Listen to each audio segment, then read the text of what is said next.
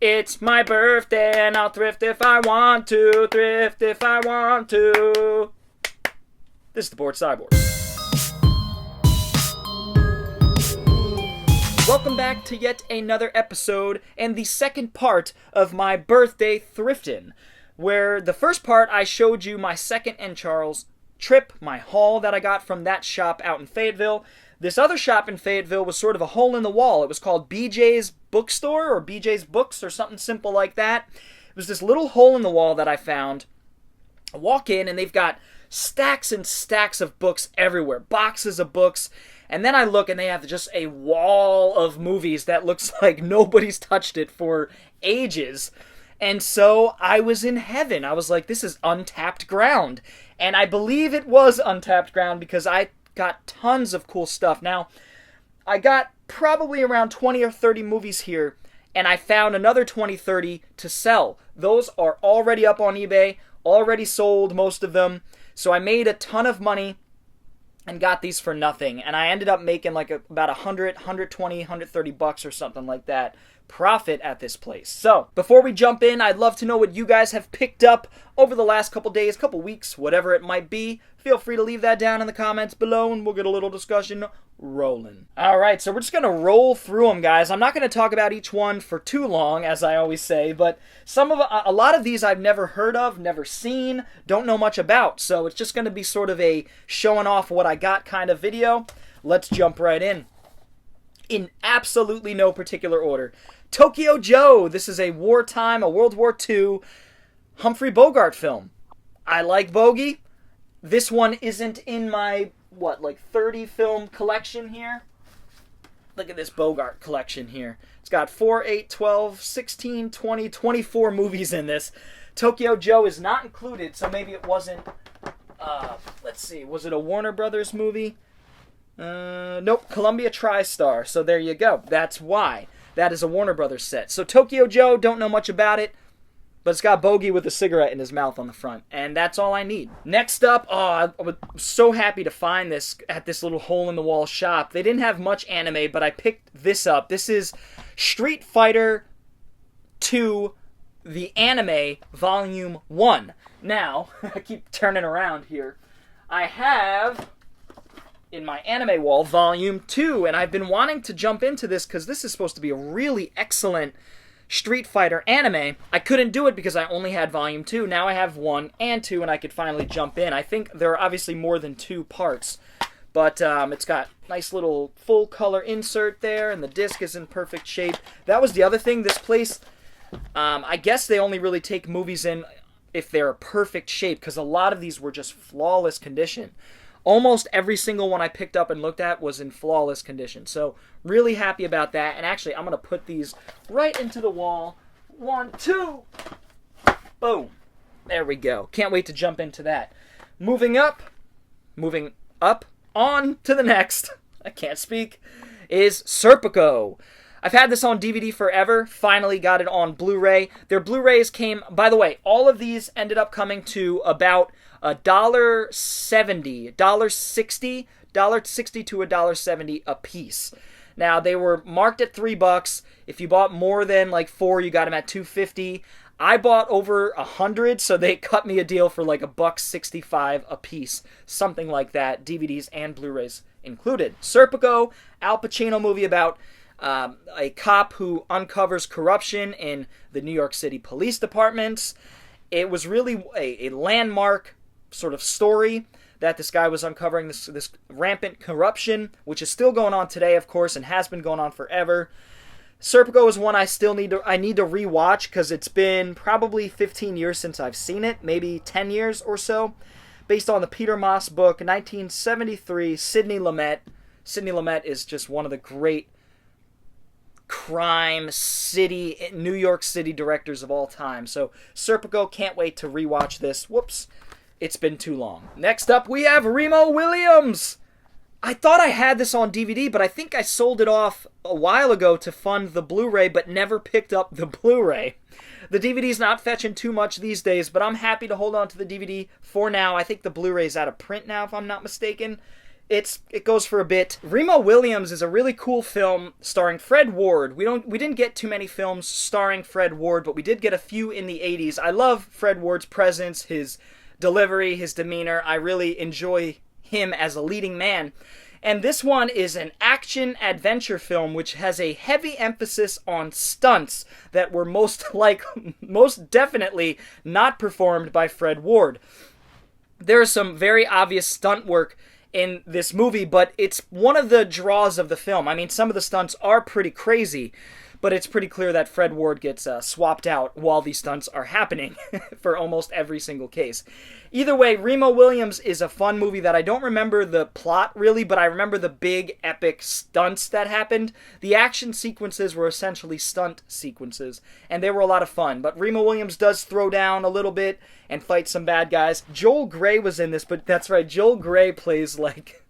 It's a white man who plays this little Asian character in this movie, and is sort of Remo Williams' mentor, and he's hilarious. Really, really funny character who just like constantly is on Remo Williams for his lack of motivation and like lack of skill and like trying to break him.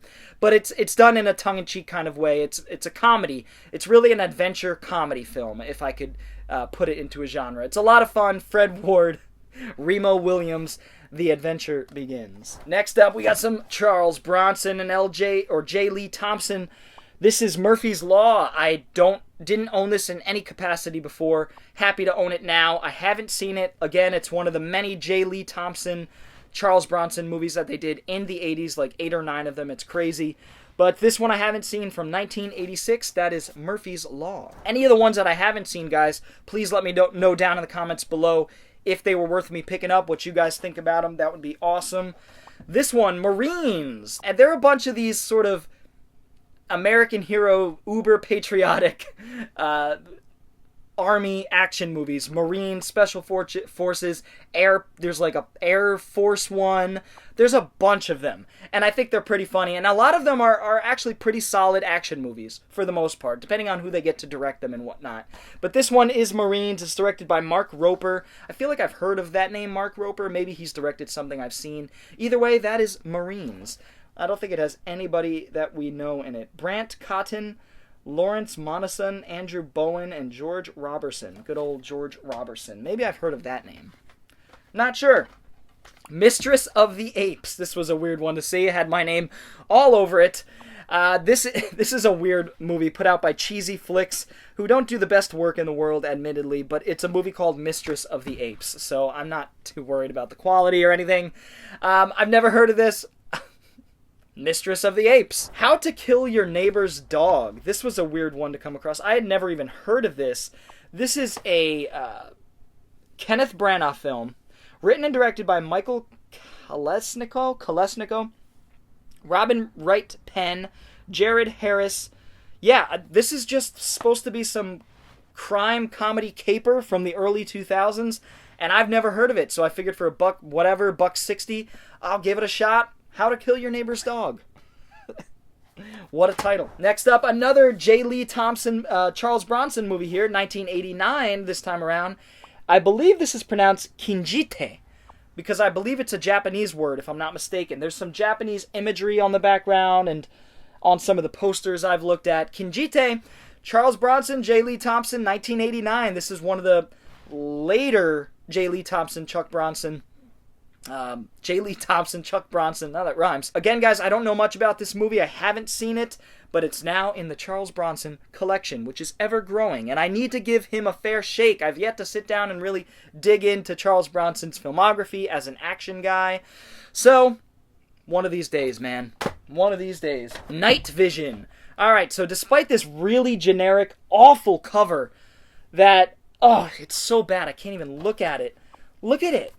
It's just 3 different images. These people were never on in front of the green screen together. This is a Cynthia Rothrock film with Robert Forster and Fred Williamson. So a couple OG actors there from the 70s and 80s.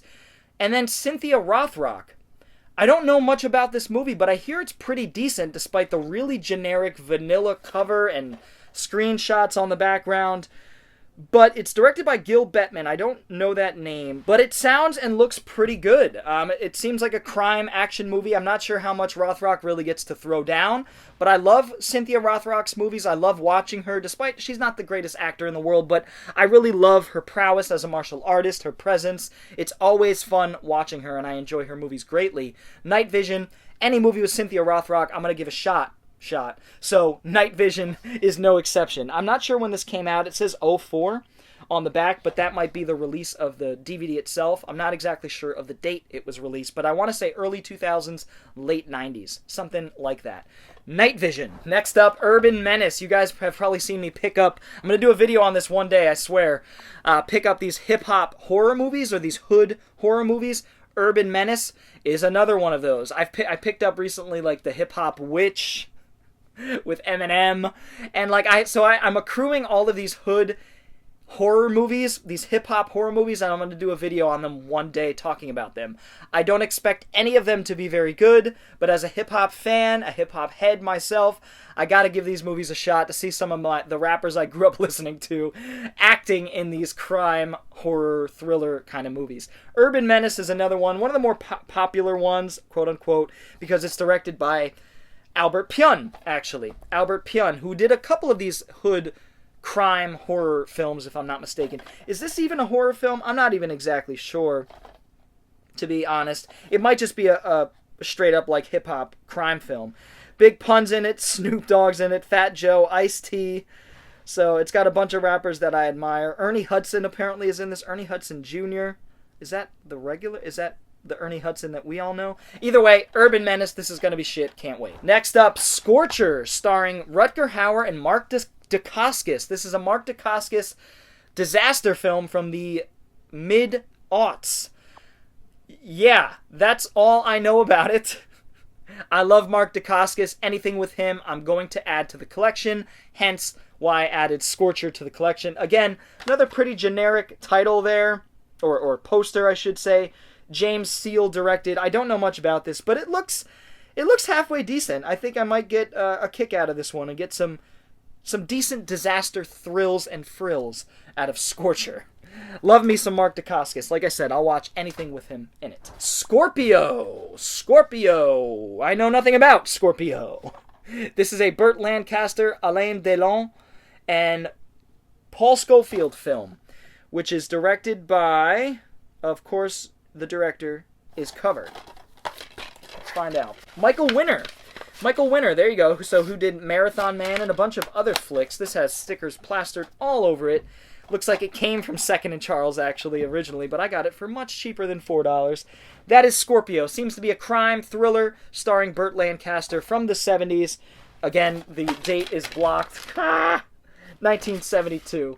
So yeah, looking forward to checking this out. Burt Lancaster is another actor that I've not really dug too deep into, so I'll have to do that at some point. Taipan, a Brian Brown film that is apparently the story of how the Brits colonized Hong Kong, if I'm using the correct terminology there. Essentially, how they made Hong Kong a colony of Great Britain. At the dawn of that. How that happened in movie form. So I have no idea about the actual history of it, but I'm interested in it. And actually, after finding this movie, I'm even more interested in it. And I plan to check this out to get some of that history fleshed out. Obviously, it's a movie. It's not going to be 100% accurate, so I'll have to do my own research. But that is Taipan. Really looking forward to checking this movie out, directed by Daryl Duke, based on a James Clavell novel, and starring Brian Brown and Joan Chen. Brian Brown had a few movies that he starred in, like FX 1 and 2 in the 80s and early 90s, but then sort of fizzled away from the leading man role, we'll say. Moving on. Zorro animated. Can you believe that Zorro has an animated show? I had no idea. This is from, I remember looking it up, and it says 97 on the back, but I think this is from even longer ago. This is from, like, I'm not even going to say. It's an older cartoon, I will say. And this is only a few episodes, of course, but you never see this. And I do enjoy Zorro as a character, especially as a sort of defunct, dead action hero. I plan to do videos talking about those kinds of things. So this is the animated show, or at least a part of it. Had no idea this even existed. And so this is pretty cool. I'll show you guys the inside. The artwork definitely doesn't look anything like the cover and the little screenshots on the inside, because I want to say this is from like the 60s or 70s, if I'm not mistaken. So that is Zorro. Moving on, we have Oh God Book 2. So now I have Oh God, which is up there. I have Oh God Book 2 and Oh God You Devil. I have the complete trilogy of Oh God movies. Most of you are probably like, the Oh God movies? What the hell is that? And wow, they got a trilogy? Yes, they did. And again, I want to do a video series called Forgotten Film Franchises, where I talk about things like this that have just have come and gone in terms of franchises, movies that got or franchises that got 3 or more movies that nobody really knows about. Oh God, I think, falls into that category. George Burns-led comedy trilogy towards the end of his career. He was very old when he was making these, but he was still in top form as far as I understand. I look forward to checking out these movies. I think John Denver was in the first movie, if I'm not mistaken. Oh God, You Devil, or Oh God Book 2, and Oh God, You Devil. I believe George Burns plays plays God, essentially. George Burns plays God in corporeal form. Gilbert Cates directed this one in particular. So yeah, I can't wait to check out this little goofy 70s, 80s trilogy that nobody really knows about. Oh God. Next up, we have The Efficiency Expert. I had no idea this comedy existed. This is an Anthony Hopkins comedy from the early 90s. Who knew? I had no idea this existed. Directed by Mark Jaffe. Also starring Ben Mendelsohn. Wow, so he's been acting a long time. He must have been young. A young Russell Crowe. Holy crap.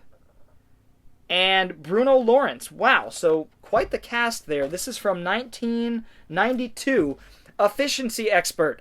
Have you guys ever even heard of this movie? I had no idea this even existed. This is why I love going out thrifting, because you still find movies you have never, ever heard of. The Efficiency Expert. Next up, a movie called Deception with Liam Neeson, Andie MacDowell. Deception seems to be a somewhat erotic crime thriller from the early 90s. Deception. WrestleMania 3. I've been collecting some old wrestling stuff as of late, keeping it in the collection, the stuff that I grew up with. This will be really fun to watch. I remember watching these old episodes or old matches when I was growing up in the 90s. This one has the infamous Hulk Hogan and Andre the Giant matchup, WrestleMania 3. This is really cool to have and to add to the old school wrestling collection, which is growing now. A lot of you guys probably didn't know that I was an old school wrestling fan growing up in the 90s. I stopped watching in around the early 2000s, but I love those eras, the 80s, 90s, and early 2000s. Or late 90s going into early 2000s. This one I picked up. Actually, I already had it. This was a better release of it, so I sold off my other copy. And now I have the best version on DVD, at least, of The Hunter with Steve McQueen, which I believe was Steve McQueen's final performance. And I don't know much about the movie, but it's a crime thriller. Takes place in New York, I want to say, 1980. Yeah, it was his final performance. 1980, it takes place in a big city at least. Looks fun. Looks like it has some action. Looks like Steve McQueen's on top of a train at one point. He's got some guns going on. Peter Hyams actually helped write the screenplay, which is interesting. Directed by Buzz Kulik. Peter Hyams, I'm a big fan of his work. His directorial work, like Outland and End of Days and The Relic and all those kinds of films. So this was an early one he helped write, apparently. So there you go. The Hunter, starring Steve McQueen in his final performance. This one I was about to sell, but then I realized it was a heist film with Warren Beatty and Goldie Hawn, and I'm kind of interested in it. So I'm going to keep it around despite it being out of print and hard to find and fetching some bucks. But I made my money back on all these, so I'm more than happy to keep this in the collection and give it a shot. Warren Beatty, Goldie Hawn, crime flick called Dollars. Never heard of it before I found it. Definitely never seen it. Looking forward to checking it out. Another Brian Brown film where he stars in Devlin as a New York cop, an ex-alcoholic with a... Oh, they spelled with wrong on the back. W-I-Y-H. A troubled past.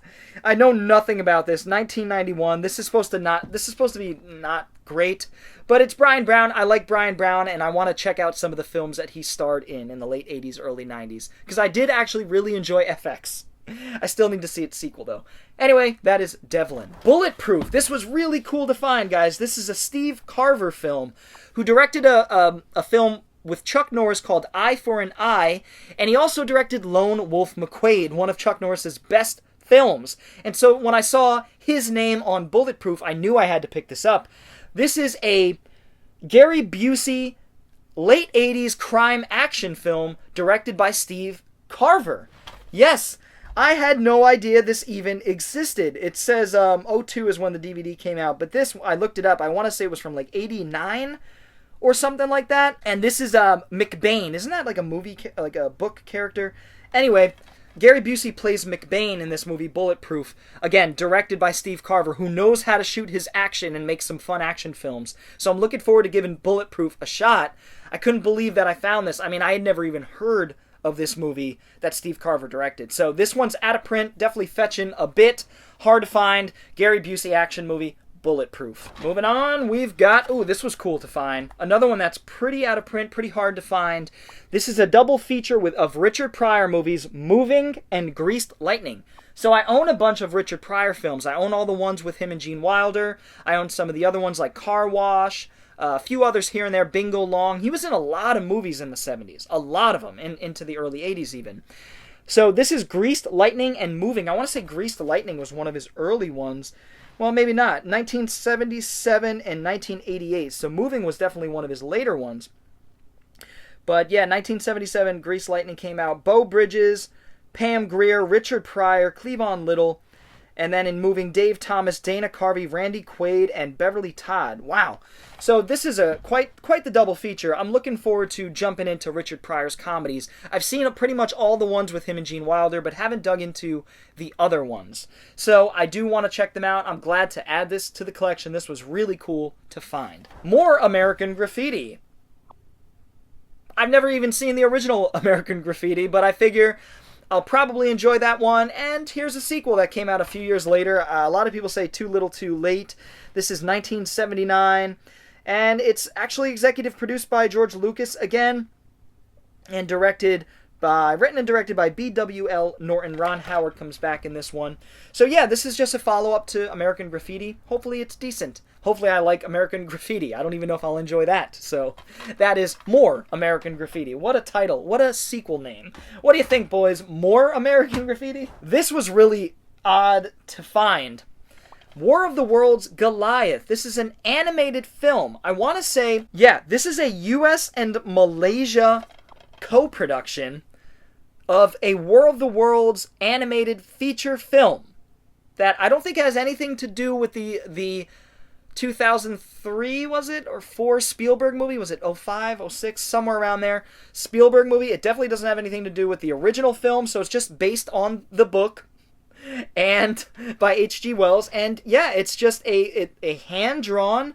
It looks well done as far as I could tell from the screenshots on the back. This looks like a blast. It has giant mecha that are shooting at the aliens. It says a multi-award-winning steampunk adventure. I don't know what awards it won. Oh, well, here we go. Best Animated Feature, Boston Sci-Fi. Best 3D Animated Feature. Best 2D Animation. Best Sound Design. So there you go. So it looks like it blends 2D animation with 3D. And I've never even heard of this animated film. My animated heads out there, have you ever even heard of this? If so, have you seen it? Let me know how it is in the comments below. War of the Worlds Goliath. Mom's Out of Sight. I don't even ask. This is just like one of those 90s movies that my 8-year-old, 9-year-old self would have picked up at the VHS rental store and loved as a kid. I don't think I'm going to love this one. But it's like an Invisible Man. It's a play on the Invisible Man sort of story where the mom becomes invisible. I don't know. It's a kid's movie from like 97 or something. 98. So I would have been 10 when this came out. Hey, I like the Invisible Man. So that's why I picked it up. Maybe I could do a video talking about all these Invisible movies. Mom's Out of Sight. What a title. This is so weird. This one's hard to find, too. The Van with Danny DeVito. I think that picture's of him from Taxi, to be honest, but Gemstone releasing does that on occasion. Sam Grossman directed. I know nobody else that's in this movie. An outrageous California comedy, according to the back. The Van, starring Danny DeVito. Have you guys seen this one? Again, please enlighten me. There's so many movies at this shop that I had never even heard of, never knew existed, and were out of print and going for quite some money. So they are now nestled safely under the tree. No, in the collection. Spook Louder. Now I picked this up, Three Stooges, because this is some of the Three Stooges spooky stuff, like The Ghost Talks, Mummy's Dummies, Hocus Pocus, and Shivering Sherlock. So this is some of their more horror-oriented shorts. The Three Stooges. I'm not the biggest Three Stooges fan in the world, but I do appreciate them and I do enjoy them on occasion. I'm more of a Marx Brothers kind of guy. Abbott and Costello, Laurel and Hardy kind of guy. But hey, Three Stooges, they have their place in history, no doubt about it. That is the Three Stooges Spook Louder collection. Revolver. Finally picked this up. I'm sure it's on Blu-ray, but I picked this up on DVD for the Guy Ritchie collection, which completes the Guy Ritchie collection, I believe. I think I need Gentleman, and then I have all of Guy Ritchie's films. This one I've yet to see. People give this film a hard time. I want to give this a fair shake and see what all the hubbub is about. People don't really seem to like this film, but it is a crime Guy Ritchie film with Jason Statham in the lead role. Sounds good to me. How bad could this really be? I'll have to give it a whirl and judge it for myself. Next up, Project Kill. Oh, this was so cool to find. Project Kill. Leslie Nielsen stars in this crime action thriller directed by the late, great William Girdler, who brought us so many fun genre flicks in the 70s like Grizzly, Day of the Animals, and my favorite, The Manitou. He also did some genre films. He did like a blaxploitation film. He did some crime films. He did an action film in Project Kill. And he was taken from us at like the age of 29 when he was scouting for his next film. I believe he was in his late 20s. He was scouting for his next film, which was called The Supernaturals, and died in a helicopter crash while he was scouting for the film. So tragic what happened to him, but this is his Project Kill. I can't wait to sit down and watch this. Again, this is another Gemstone release, so it says guaranteed superior quality. We'll see about that. Gemstone usually releases awful video transfers, but we shall see. Leslie Nielsen in an action movie directed by William Girdler. So happy to find this on DVD. That is Project Kill. Alright, we're getting to the bottom of this stack here. Brannigan. This is one of the final John Wayne films. Not the final, I want to say second or third to his last. And this seems like a John Wayne film I can get down with. He plays an inner city cop. I want to say Chicago. Is that right? Chicago cop. Yep, Chicago cop. And that's all I know about it. He plays a Chicago cop, clearly an aging Chicago cop. There's some action going down on the back here. 1975. Some explosions. It kind of looks like a James Bond movie with John Wayne's old ass on the left side of the frame there. But yeah, I'll give this a shot. This is more my speed when it comes to John Wayne films, his crime movies that he did. So, Brannigan. Next up, The Mechanic. Another Charles Bronson film. This one directed by Michael Winner, who was earlier in this video. He directed that Scorpio movie as well as Marathon Man. Another Michael Winner film here with Charles Bronson. This is from '72, so this is an older Chuck Bronson action crime thriller, The Mechanic. The Mechanic, again, I don't know much about. I know he's a hitman, a professional assassin that gets in over his head, but that's all I really know. I want to say The Mechanic was remade too, actually, with Jason Statham, if I'm not mistaken. Either way, that is The Mechanic. I want to see the Charles Bronson ones, Charles Bronson version first, and watch The Killer Elite with James Caan before the remake, obviously. Anyway, so that is The Mechanic. Crisscross, another Burt Lancaster film noir film here that I know nothing about, but it's Burt Lancaster, a guy that I need to give a fair shake to. Robert Siodmak, who I want to say Robert Siodmak did some movies that we know of, at least. That is Crisscross. I don't know anything about it, guys. Enlighten me. Here we go. This will be a controversial one. Andrew Dice Clay. I am a fan of his stand-up on occasion. You can't have too much of it at once. It's small doses for Andrew Dice Clay. But I do enjoy his place in comedy, I will say. And this is one of his stand-up routines, one of his more popular stand-up shows on DVD. So I was happy to add this to the stand-up comedy collection, which is growing slowly, but I'm getting the comedians that I do enjoy. So a lot of the older cats from the 80s and 90s. That is Andrew Dice Clay. Jack and Jill went up the hill. I f***ed the? Next up we have Darkness, Phantoms, and Venom. I owned Darkness and Venom in other capacities on Blu-ray, but I didn't own Phantoms. So now I own Phantoms on Blu-ray with the rest of these other films. This is hard to find and out of print. This is an Echo Bridge release. A lot of these are out of print now, and some of them are starting to finally go up in price. I'm happy to have this. Frickin' Phantoms, man. Ben Affleck was the bomb in Phantoms, and I've yet to see it on Blu-ray. I've seen the film a couple times and really do enjoy it. I think it's underrated. But that is Phantoms, Darkness, and Venom. Darkness I have seen. It's been too long to talk about. I don't remember much about it. Venom is a slasher with Kane, I want to say, that I've yet to see. And it's directed by Jim Gillespie, who directed I Know What You Did Last Summer. Venom. Who played the killer in Venom? Was it not Kane? I'm not exactly sure. Moving on. Next up, we've got End of the Line. This is an early Kevin Bacon movie with Wilford Brimley, Mary Steenburgen, and Levon Helm that I have never even seen or heard of. This is fetching a few bucks. It's out of print, hard to find, I think mostly because it's an early Kevin Bacon film, and it's supposed to be pretty good. Again, I don't know much about this film at all, so I'm not even going to attempt to talk about it. That is End of the Line. We've got 2 movies left here, guys. Another bogey movie with a shit ton of hair attached to the stickiness. The Enforcer. Oh my god, hair everywhere, dog hair everywhere, Mike hair everywhere. The Enforcer. Bogey movie that, I know nothing about. That wasn't in my Warner set because this is a Republic picture. United States Pictures production. Bogart, Zero Mostel, Ted de Corsia, Roy Roberts, Everett Sloan. Yeah, The Enforcer. Film noir. Know nothing about it. Looking forward to adding this to the Bogey collection. And last but most likely not least, this is Psycho Beach Party. This is a crazy looking movie that I had never heard of. Came out in the early 2000s, 01, and it says on the front, blend a 50s psychodrama, a 60s beach movie, and a 70s slasher movie.